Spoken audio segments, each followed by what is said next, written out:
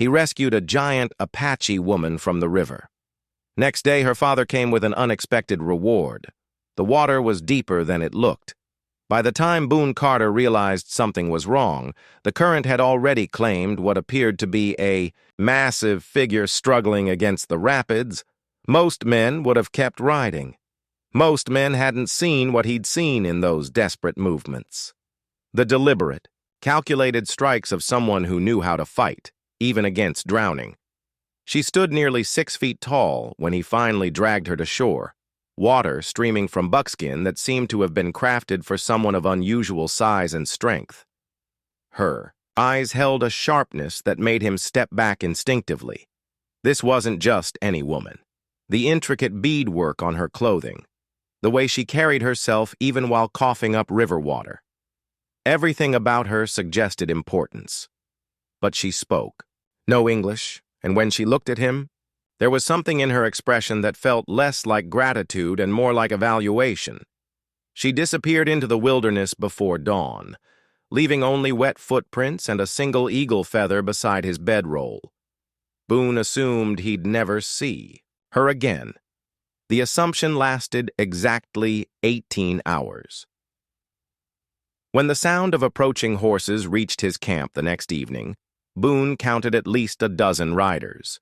They moved with the discipline of warriors, but there was something ceremonial about their formation. At their head rode a man whose presence seemed to command the very air around him. Older, bearing scars that told stories, wearing regalia that spoke of leadership. The man's eyes found Boone immediately when he spoke. His English was perfect, measured, and carried weight that made the surrounding silence feel heavy. "You pulled my daughter from the water." It wasn't a question. Somehow this man already knew everything. But the way he said daughter made Boone's chest tighten. Not just any daughter. And the way the other warriors watched him suggested this wasn't just any chief. "I've come to discuss your reward." The word reward hung in the air like smoke from a signal fire. But there was something in the chief's tone that suggested this conversation was about far more than gratitude. Something that would change everything. Boone thought he knew about his solitary life on the frontier. What he didn't know was that his simple act of courage had set in motion events that would challenge everything he believed about honor, destiny, and what it truly meant to save someone's life. The morning sun cast long shadows across the rocky terrain when Boone Carter first heard the sound that would change his life forever.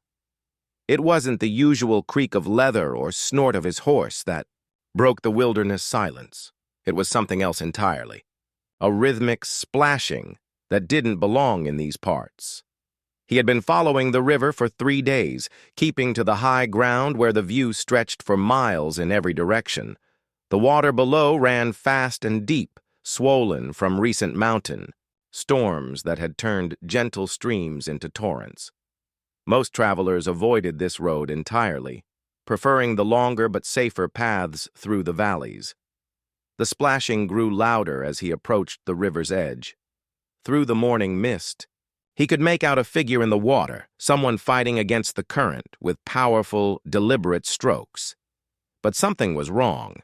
The person was losing ground, being swept downstream toward a series of jagged rocks that jutted from the riverbed like broken teeth. Boone dismounted quickly, his boots finding purchase on the slippery bank. The figure in the water was larger than he had expected, moving with the controlled desperation of someone who knew how to swim, but was being overwhelmed by the river's raw power. The current was relentless, pulling the struggling form toward the rocks with each passing second. Without hesitation, he plunged into the icy water. The cold hit him like a physical blow, but he pushed forward, fighting his way through the churning rapids. The person ahead of him was a woman, he realized, but unlike any woman he had encountered in his years on the frontier. She was tall, powerfully built, with long black hair that streamed behind her, like a banner in the current. Her buckskin clothing was elaborately decorated with beadwork that caught the morning light even while submerged. The craftsmanship was extraordinary, suggesting this was no ordinary traveler, but there was no time to wonder about her identity. The rocks were getting closer, and her strength was clearly failing. Boone reached her just as her head went under for the third time. His arm locked around her waist, and he was surprised by her solid weight and the muscle he felt beneath the wet leather. She didn't panic at his touch, didn't fight him as many drowning people did. Instead, she seemed to assess him even while struggling for air, her dark eyes meeting his with an intelligence that was both fierce and calculating. Together, they fought their way toward shore, the woman contributing what strength she had left to their escape from the river's grip. When they finally collapsed on the rocky bank, both gasping for breath, Boone found himself looking at someone who commanded respect, even while soaking wet and vulnerable. She studied him with those penetrating eyes, and for a moment, he felt like he was the one being rescued rather than the one who had done the rescuing. But as she stood to her full impressive height, wringing water from her long hair, Boone realized that saving her life might have been the easy part. The hard part was understanding why someone like her had been alone in such dangerous water in the first place. The woman's silence was more unsettling than any words could have been. She stood on the riverbank, water still dripping from her buckskin dress, and regarded Boone with an expression that seemed to weigh and measure everything about him. When she finally spoke, it was in a language he didn't recognize, though the tone suggested neither gratitude nor hostility, something more complex that he couldn't decipher. Boone raised his hands in a peaceful gesture, pointing to himself. "Boone," he said simply. "Boone Carter." She tilted her head slightly, considering this information. Then she placed a hand on her chest and spoke a single word that sounded like flowing water itself. "Ayanna." The formality of the introduction felt strange, given that he had just pulled her from a raging river. But Boone sensed that with this woman, every gesture carried weight. She moved with the controlled grace of someone accustomed to command. And despite her recent ordeal, there was nothing defeated about her posture. Ayanna walked to where his horse stood patiently, studying the animal with the same intense scrutiny she had given Boone. She ran her hand along the horse's flank, and the animal responded to her touch, with obvious approval. Even his horse, typically wary of strangers, seemed to recognize something authoritative in her presence. When she turned back to Boone, she gestured downstream, then shook her head with unmistakable firmness. The message was clear. Whatever had brought her to that dangerous stretch of river, she had no intention of continuing in that direction. Boone pointed toward his small camp in the distance, then to the sky, indicating the approaching evening. Ayanna followed his gaze and nodded once, a single decisive movement that suggested she was making a calculated decision rather than simply accepting help. At his camp, she moved with the efficiency of someone comfortable in the wilderness. She helped him gather wood for the fire without being asked. Her movements precise and economical, but she also kept glancing toward the hills in the distance as if expecting something or someone to appear. As the sun began to set, casting long shadows across their temporary shelter, Boone offered her dried meat from his supplies. She accepted it with a nod that might have been gratitude. Though her expression remained guarded, they ate in companionable silence, the crackling fire the only sound between them. But when full darkness fell, Ayanna became restless. She stood frequently, scanning the horizon with the alertness of someone who knew how to read danger in the landscape. Her hand occasionally moved to her side, where Boone noticed the outline of a knife handle beneath her buckskin dress. Finally, she approached him and spoke again in her own language, this time with unmistakable urgency. She pointed to herself, then to the darkness beyond their fire, and shook her head emphatically. Then she pointed to him and made a gesture that clearly meant stay or wait. Before Boone could respond, she had gathered her still damp belongings and stepped into the shadows beyond the fire's light. He heard her movements for a few moments, then nothing but the normal sounds of the night wilderness. When morning came, she was gone. The only evidence of her presence was a set of footprints leading away from camp and a single eagle feather placed deliberately beside his bedroll, a feather that seemed far too perfect and placed too precisely to be coincidental. As Boone examined the feather in the morning light, he couldn't shake the feeling that his encounter with Ayanna had been something more than a simple rescue, but what that something might be remained as mysterious as the woman herself. Boone spent the morning studying Ayanna's footprints, trying to understand the story they told.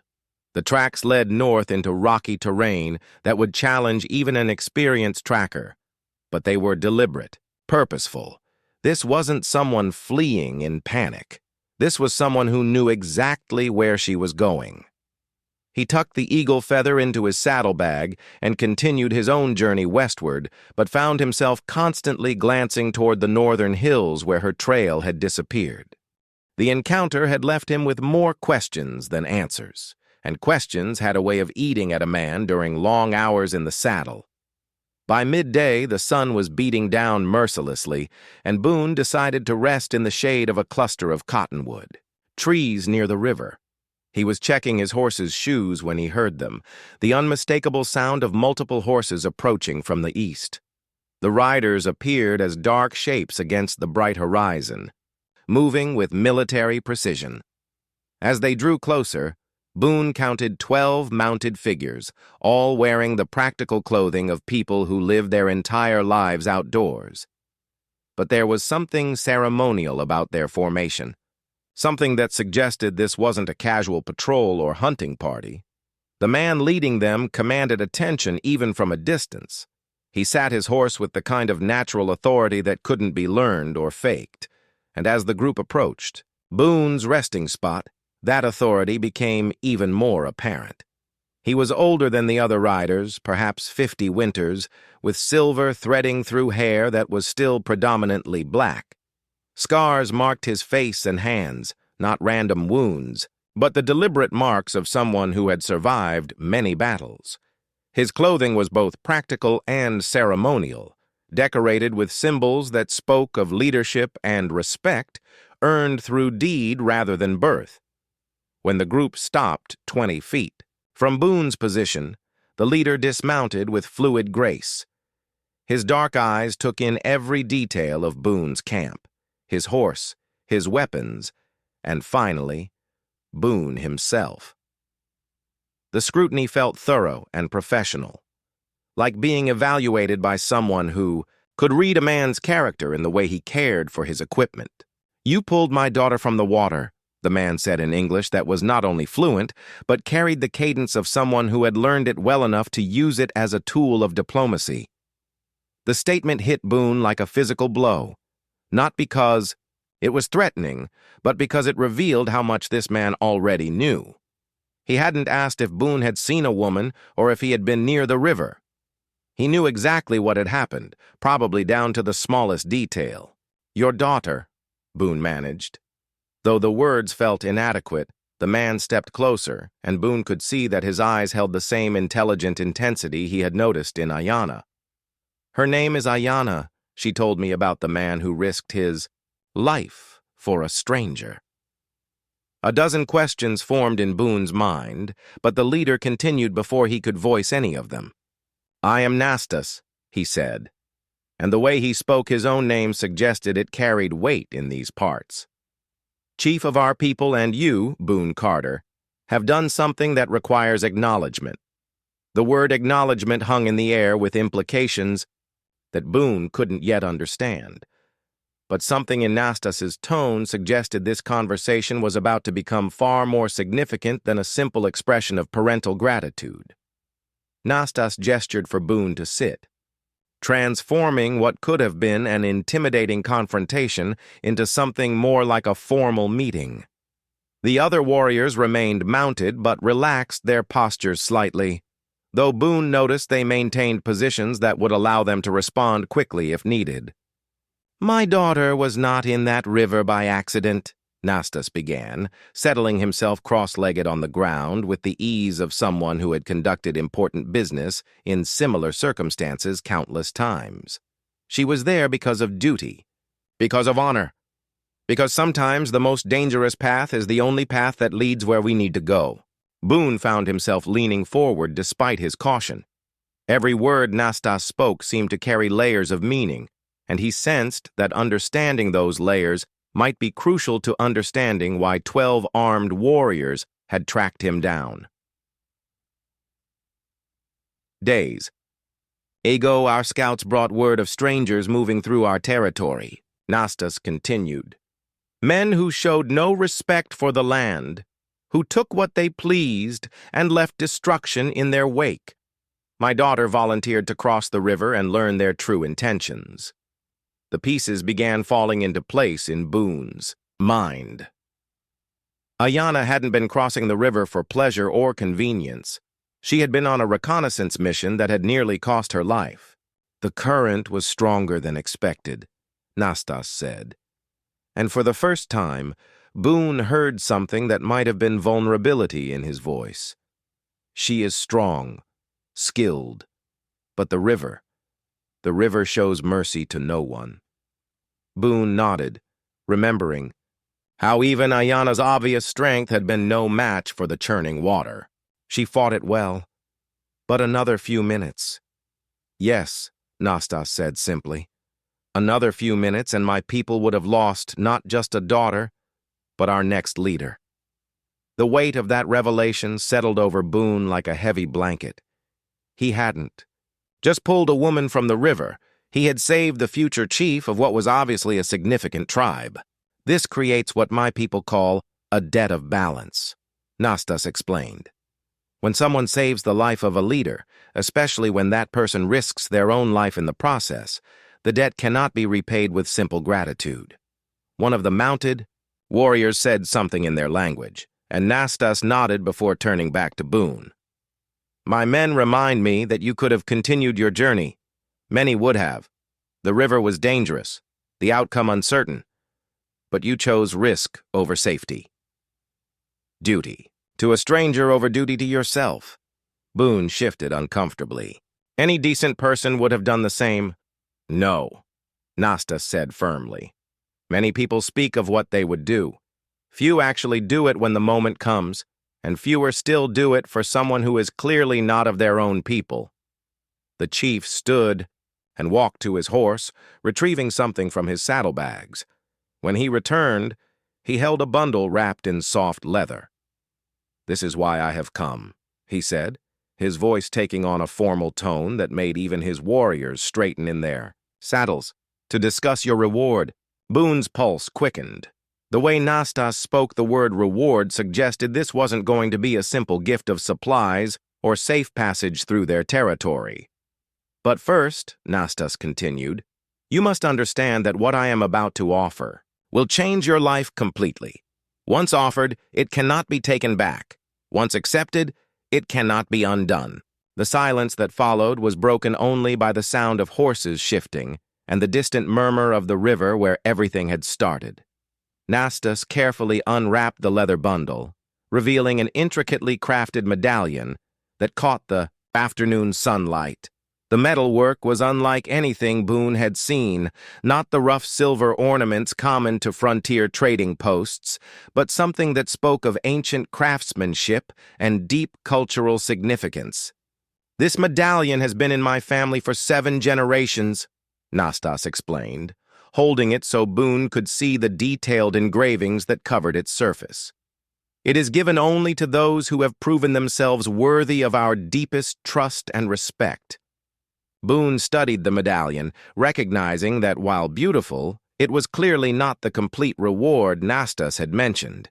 The chief's formal tone and the serious expressions of his warriors suggested something far more significant was coming. "But the medallion is only a symbol," Nastas continued, rewrapping it carefully. "The true reward is what it represents. acceptance into our tribe as a full member with all the rights and responsibilities that entails. The words hit Boone with unexpected force. In all his years on the frontier, moving from place to place without permanent ties, he had never considered the possibility of truly belonging somewhere. The idea was both appealing and terrifying. "You would have land to call your own," Nastas explained. "Protection of the tribe, a voice in our councils, and—" He paused, glancing toward his warriors before continuing. "If you prove yourself worthy over time, the possibility of marriage to someone of appropriate standing." Boone's mind immediately went to Ayanna, remembering her intelligent eyes and commanding presence. The implication in Nastas's words seemed clear, though nothing was being stated directly. "But," Nastas continued, his tone becoming more serious, "accepting this offer means leaving your old life behind completely. You would live as we live, follow our ways, accept our laws. There would be no going back to the solitary existence you have known." One of the warriors spoke briefly in their language, and Nastas nodded. "My men remind me that we do not make this offer lightly. In 20 years of leadership, I have extended it only twice before, both times to men who had saved the lives of tribal members under circumstances that proved their character beyond question." Boone found himself staring at the wrapped medallion, trying to process what was being offered: a home, a family, a people. To belong to, everything his rootless existence had lacked. "You don't have to answer immediately," Nastas said, though his tone suggested this was not an offer that could remain open indefinitely. "But you should know that our scouts report more of those strangers entering our territory. The ones my daughter was investigating when she nearly drowned. Their intentions toward our people are unclear, but their actions suggest they may pose a threat." The implication was obvious. Joining the tribe would mean accepting not just the benefits of membership, but also the dangers that came with it. "If you accept our offer," Nastas continued, "you would be expected to stand with us against any threats to our people. Your life would become bound to ours in ways that go far deeper than simple friendship or alliance." Boone looked up to meet Nastas's steady gaze, realizing that his answer to this question would determine not just his own future, but possibly the futures of everyone present. The weight of decision settled heavily on Boone's shoulders as he considered Nastas's offer. Everything about his life had been defined by movement, by the freedom to choose his own direction without considering the needs or expectations of others. The idea of permanent commitment felt both foreign and strangely appealing. "May I ask?" Boone said carefully. "What happened to the two men who accepted this offer before?" Nastas's expression grew solemn. "The first proved himself worthy in all ways. He became one of our most respected warriors and lived among us for 30 years until age claimed him. His children still carry on his legacy within the tribe."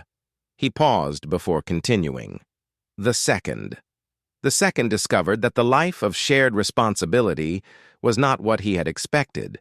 After 2 years, he chose to leave. We parted as friends, but he could never return.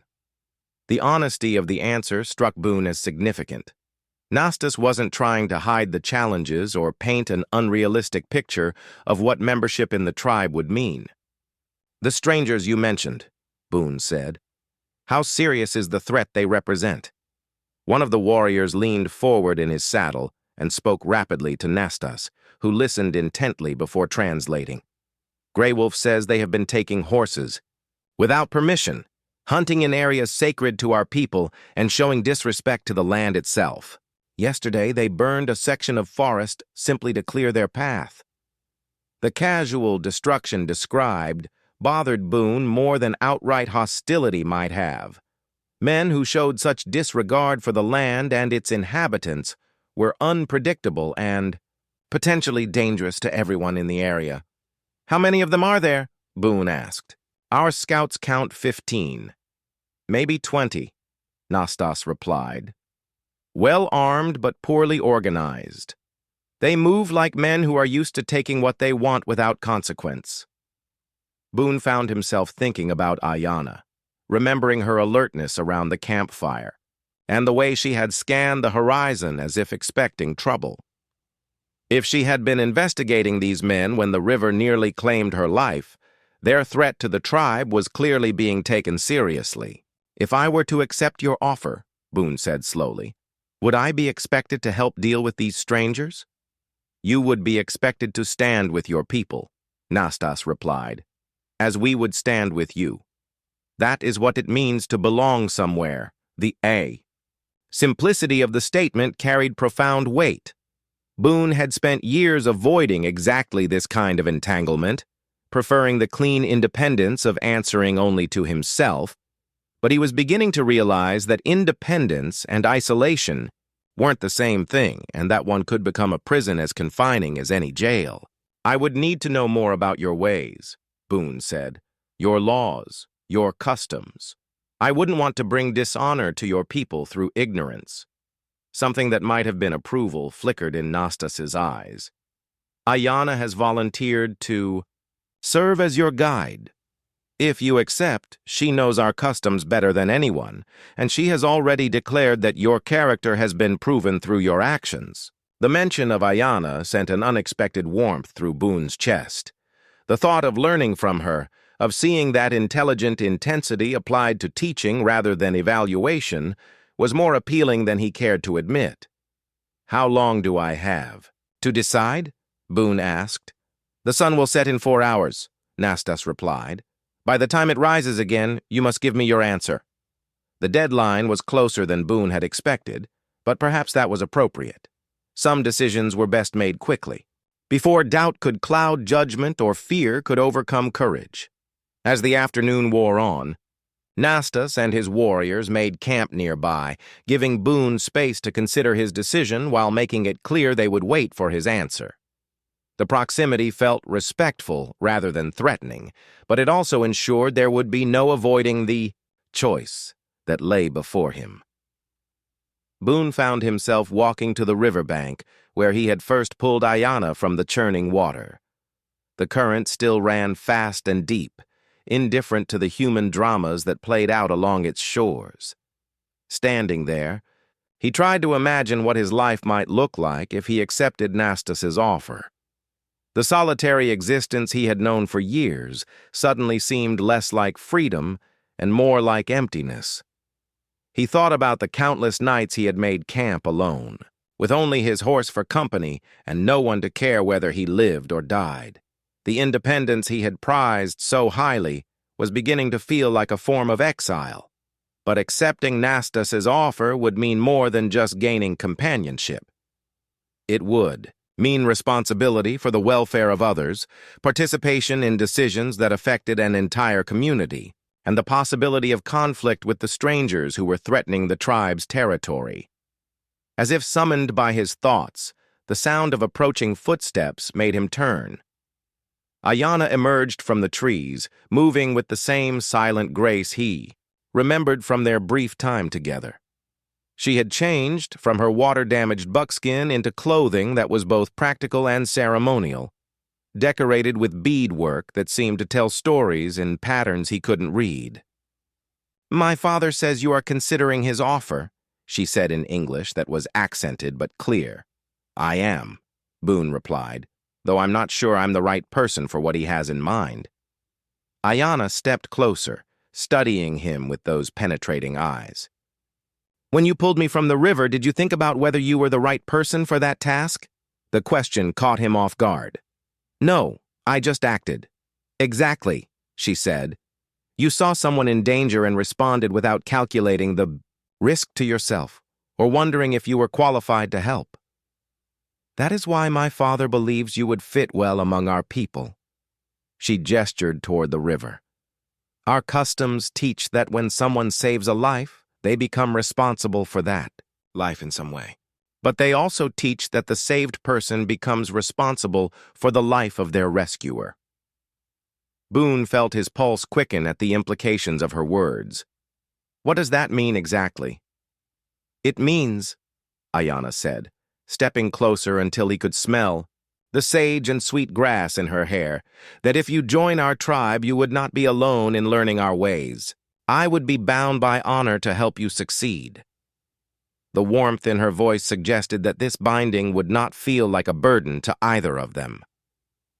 The strangers my father mentioned, Boone said. How dangerous are they, really? Ayana's expression grew serious. Dangerous enough that our scouts report they are moving closer to our main village. Dangerous enough that our warriors are preparing for the possibility of conflict. If you join us, you would be joining us at a time when your skills might be tested quickly. She paused, then added softly, but also at a time when an extra warrior, especially one whose courage has already been proven, would be most valuable to our people. The sun was beginning to sink toward the horizon, and Boone knew his time for decision was running short. As the sun touched the horizon, painting the sky in shades of gold and crimson, Boone made his way back to where Nastas waited by the fire. The chief looked up as he approached, his weathered face revealing nothing of his thoughts or expectations. I have an answer, Boone said, settling himself across from Nastas. The warriors gathered around the fire fell silent, and even Ayana, who had followed him from the riverbank, seemed to hold her breath. I accept your offer, Boone continued, feeling the weight of the words as he spoke them. But I want you to know that I've never belonged anywhere before. I may not be good at it at first. A smile spread across Nastas's face, the first truly warm expression Boone had seen from him. The best members of any tribe are often those who choose to belong rather than those who are born to it. The chief reached for the leather bundle and carefully unwrapped the medallion once more. This has been waiting for you since the moment you entered that river, he said, rising and stepping forward. As Nastas placed the medallion around Boone's neck, the metal felt warm against his chest, as if it had absorbed the heat from the fire. The weight of it was substantial, but not uncomfortable, a tangible reminder of the commitment he had just made. Welcome to our people, Boone Carter, Nastas said formally. From this day forward, your welfare is our welfare. Your struggles are our struggles. Your victories are our victories. The warriors around the fire voiced their approval in their own language, and Boone was surprised by how much their acceptance meant to him. But it was Ayana's smile that truly warmed him, bright and genuine in the firelight. Now, Nastas continued, his tone becoming more businesslike, we have immediate matters to attend to. The strangers I mentioned have moved closer to our territory. Tomorrow, we must deal with them before they pose a greater threat to our people. Boone nodded, understanding that his first test as a member of the tribe would come sooner than expected. What do you need me to do? Your knowledge of how such men think will be valuable, Nastas replied. Many of our warriors have fought other tribes, but few have dealt with the kind of men who destroy for pleasure rather than purpose. Over the next hour, as plans were made and strategies discussed, Boone found himself contributing ideas and asking questions that were received with respect and consideration. For the first time in his adult life, he was part of something larger than himself. As the fire died down and the group prepared to rest, Ayana approached him one final time. My father's offer included the possibility of marriage, she said quietly, her directness both surprising and refreshing. But that is a choice that would be ours to make. In time, if we find we suit each other. Boone met her gaze steadily. I'd like that chance to find out. She nodded once, satisfied. Then we will see what the future brings. The next morning, as they rode together toward the tribal village where Boone would begin his new life, he realized that the unexpected reward Nastas had offered was far more valuable than gold or land. It was the chance to belong somewhere, to be part of something meaningful, and perhaps to find the kind of companionship that made all of life's struggles worthwhile. The rescue in the river had lasted only minutes. but its consequences would shape the rest of his days.